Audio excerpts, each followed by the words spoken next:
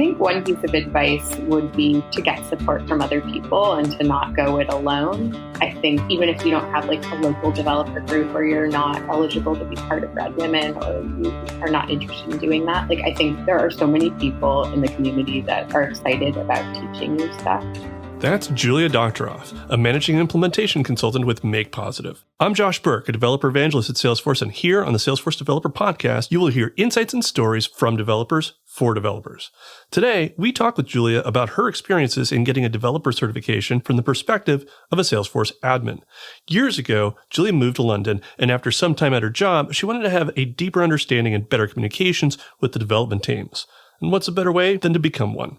Being an expat, Julia found support for this goal from a group that should be known to many, RAD Women. I discovered RAD Women through Ladies Be Architects. I think I discovered Ladies Be Architects maybe just from meeting Gemma in person or seeing her on Twitter or something. But I got interested in doing some of the architect certifications. A colleague of mine, whose name is Marco, he and I are always doing the same certification. So he did the sharing and visibility one, and I was like, oh, he could do that. I could try doing that. So I did that one. I failed it the first time, then I passed it. And then I was looking at the other certifications on the architecture pyramid and realized that in order to get application architect, I was going to need to take the platform developer one. And I didn't really know where to start. So I posted in Ladies Be Architects to be like, hey, does anyone know what I should do to better understand this? Because I knew there were other people in the group who had a similar admin background and who didn't necessarily work day-to-day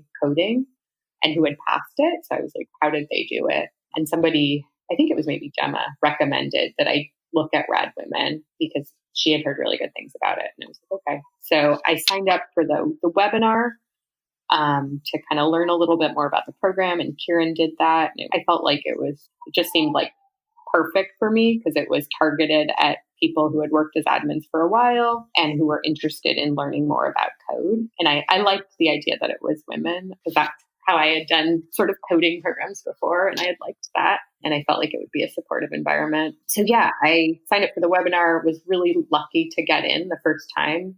The time slot was, I think, Sunday or Saturday afternoons at maybe like 4 or 5 p.m. So it was not the greatest time, but because RAD Women it's a US based. This is a lot of this is happening in San Francisco, maybe Mountain Time at the best. Yeah, no, definitely the time zones were not in my favor. I think there are a couple of coaches now who work in the UK, but the coaches and most of the people on the call, it was their morning, which I don't know if I actually would have wanted to get up early for a Saturday morning, but it was a sort of challenging time, but it was the winter time and it's pretty dark here in the winter. So I was like, okay, get to talk to people for an hour and a half or 2 hours and kind of get some positive energy on a Saturday afternoon. And my husband was watching rugby at the time, so I would have to be like, be quiet. Rugby is happening. Also, I'm learning to code. So priorities, husband, priorities.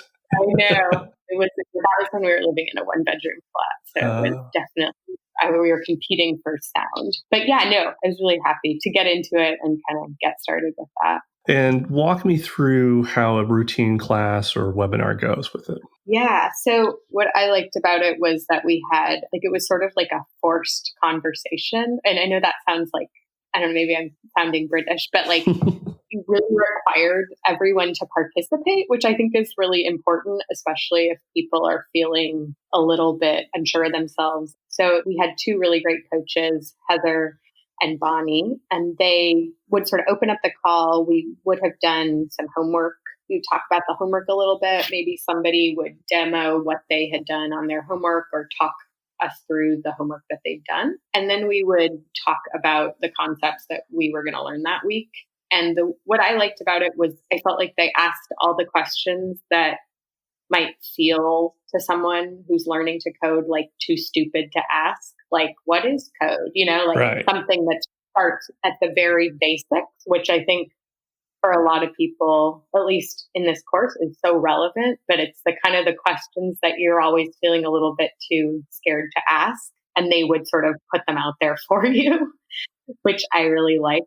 And then sort of like everyone would get called on. And even though it was a webinar, we would all have our videos on. So kind of got to know people and kind of see where they're sitting. And when I met Heather and Bonnie in person, I was really surprised of their heights because I'd always seen them sitting. I'd always thought Bonnie was really tall and she's not. And I always thought Heather was really short and she's pretty tall. So it was like really funny because I had spent so much time with them and seen them typing and, spent a lot of time with them. But it was definitely like, it felt like it was very community based, even though it was a webinar and you kind of got to know people. And that was really cool too. How big is the average workshop? How many people? I think ours, don't quote me on this, but I think ours was maybe about 10 people and 2 coaches. So it's pretty like good ratio. There might have been 12 people. It was pretty small though. Gotcha. And you kind of got to know people and people would participate in the chat if it was disruptive, if someone was presenting, if Bonnie or Heather was like demoing something. But it was definitely, I think, the right time for me to learn a bit more just because I had a stronger admin foundation and sort of had a stronger sense of how Salesforce worked, at least as an admin. Because when we compare some of the things that we can learn out there, so we have Trailhead, and Trailhead has a lot of different trails, and the trails are very well-defined paths for an admin and for a developer. But it really sounds like RAD Women was extremely helpful in bridging between those two worlds. Yeah, definitely. Because I think I had tried at various points to start doing some of the Trailhead modules that were more developer focused. And I felt like I could read everything and understand what it was doing, but I didn't really have the skills or the tools to do the exercises. Mm-hmm. So I think for me, RAD Women, and even at the beginning of RAD Women, I think it was everyone struggled a lot with the Trailhead modules we had to do as homework because it was kind of a combination of Trailhead and homework that was already written in a class that you would kind of have to fill in the blanks potentially. So it was definitely did exactly that. It sort of allowed me to get more developer skills and sort of feel more confident in understanding basic code. And that was something I feel like my main goal when I started the class was to get the certification. And for me, it became a lot more than that in terms of just learning it. Because I didn't end up even doing the certification for another year. It wasn't like my highest priority because I think for me, it was like, oh, that was really cool. I just learned a lot. Mm-hmm. And it wasn't like, oh, I need to immediately do the certification. But it turned out to be more sort of beneficial and fruitful to just do the course even and to learn it. Interesting. So certification was kind of the beginning goal, but then it sort of turned into your stretch goal and your. Yeah. So how would you describe that? Like when you kind of had that realization, how would you describe the current goal at the time? I think I had gone into it being like, okay, this is going to be preparing me for the certification and I'm going to do it. And then immediately after I'm going to do the certification. And then I think it was kind of a combination of just being busy. But then I ended up doing a talk not long after RAD Women at the Hampshire user group where I talked about learning to code and wrote a trigger. And I don't know, I kind of felt like it was maybe more than the certification. And I definitely still wanted to get the certification, but it was more about kind of sharing what I had already learned and kind of being proud of where I was right then, as opposed to kind of having this checkbox that you got the certification. It was, I think for me, who tends to be the type of person who likes to, get through my to-do list and tick everything off. I think it was really cool because it was external to work and it was just kind of like learning for the sake of learning, which was really cool for me at least. And how were people at work when they learned that you were going towards a developer certification? People at work were really, really amazing. I work with a lot of really talented developers and really like generous with their time developers. And I think people would see me working on my homework, or I had mentioned to my colleague Jai that I was doing it and he was super excited. And he would be like, okay, ask me questions when you have them, or like we can review your homework and like if you have questions. Or I think there would just be times when it would get a little bit harder when we moved past basic knowledge. They'd be like, okay, I need someone to look at this and tell me like what word I'm missing because I don't know it. And I don't think I'm going to figure it out by myself right now. So I think that was super helpful to be able to have kind of a whole group of people at work who were able to kind of answer my questions and be excited for my learning. So what was the first thing that you actually started doing from a hands-on coding point of view with RAD Women?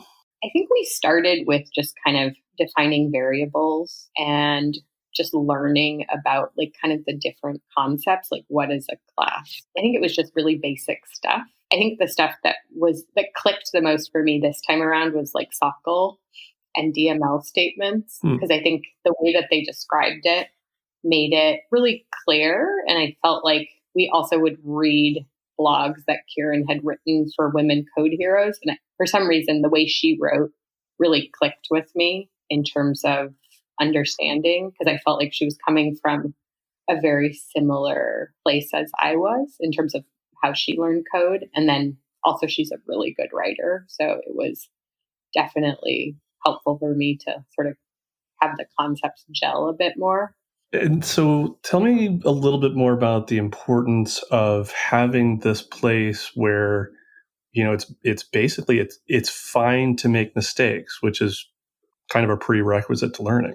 Yeah, no, I felt like that was cool. Like we would have to post our homework every week in RAD Women, and they would give us feedback. We'd post it on the chatter group. And I think it was helpful and like gratifying and exciting to get feedback, because you were kind of having to showcase your code when you maybe didn't feel that confident about it. But it also like wasn't the end of the world if you made a mistake or if you had really random questions about some sort of syntax thing. I think one of the things that Kieran had said during the webinar was like the times that you really, really struggle with code or you really, really struggle to understand a concept, that's when you learn it. And like realizing that like you don't get learning without struggling. Like if you just immediately understood everything, like it's not really like you're learning that much. So I think for me, that's really hard. Like I think it's a very hard thing to sit with, to be like, okay, I don't understand 60% of this, but I understand some of it. And like just being okay with like not completely understanding everything all the time and just like keeping going. So it's a safe space to be outside of your comfort zone.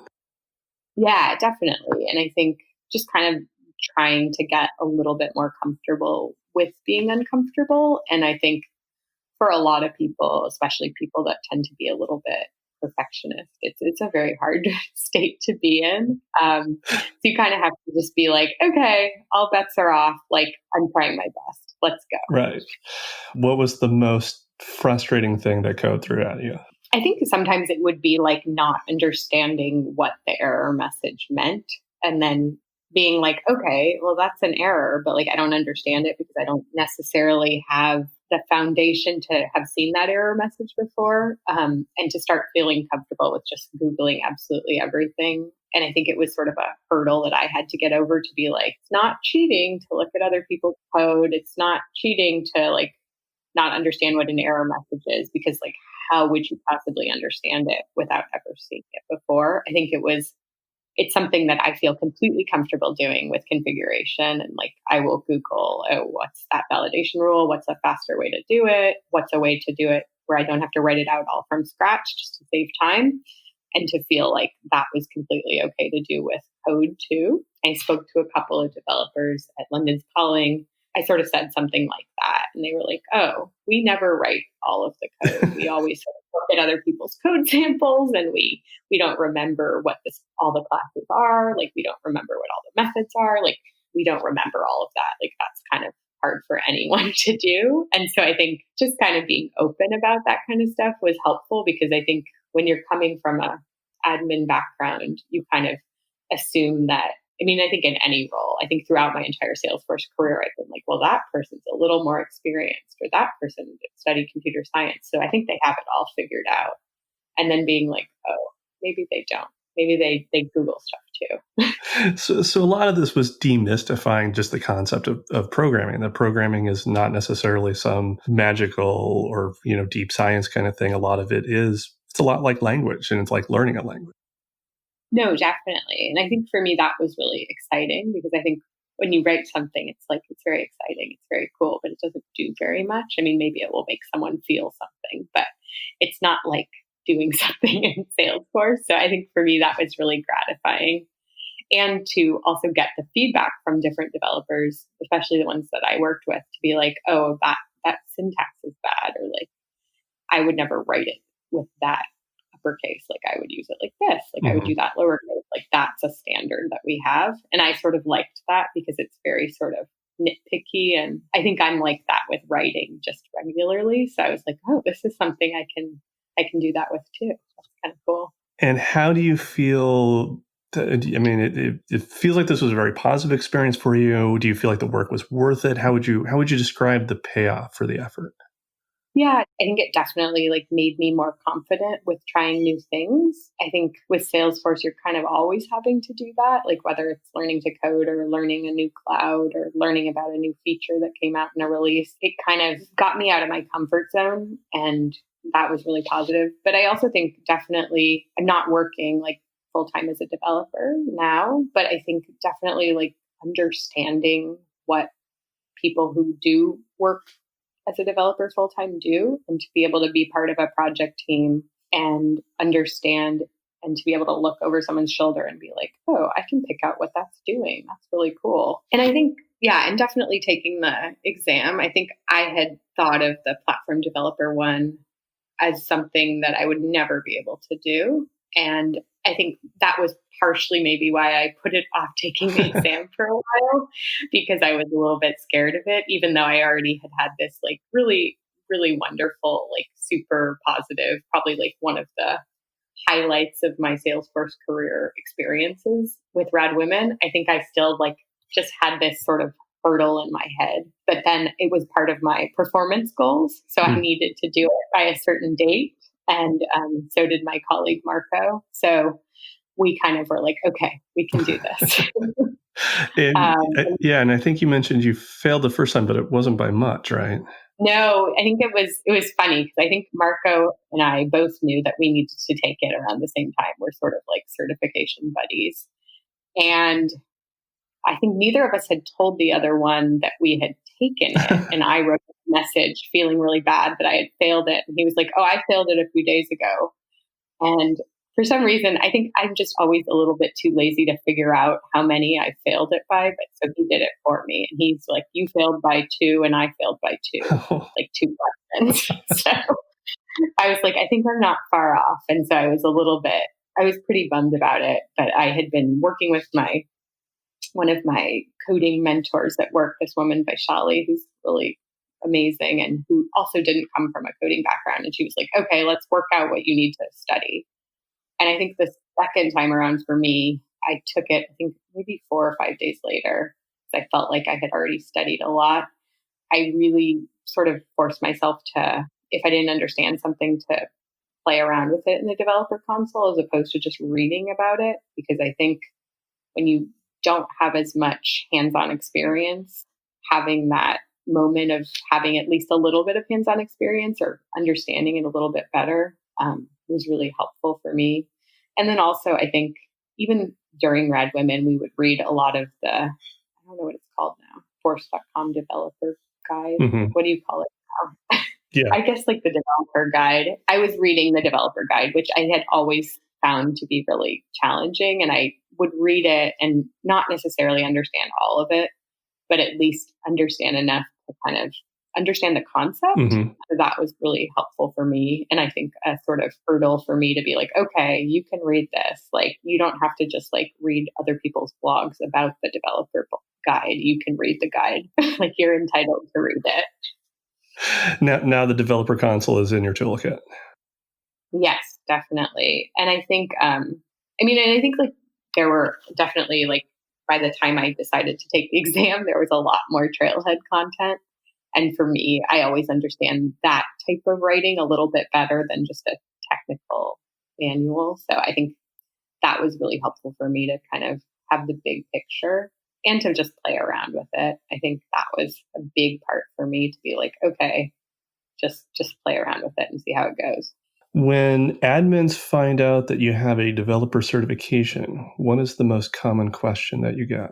I think it's kind of like, how did you do that? And it usually is like sort of RAD Women and a combination of just like learning. And like, it's definitely possible for admins to get this certification, because I did and so many other people have. And I think admins often get scared when they see code because it's like unknown and it's something you might not have the skill set to completely dig into. But I think it's also something that's not as scary as you think once you kind of start understanding the pieces. And that can be, I think, really interesting to kind of learn something totally new that's really, really out of your comfort zone.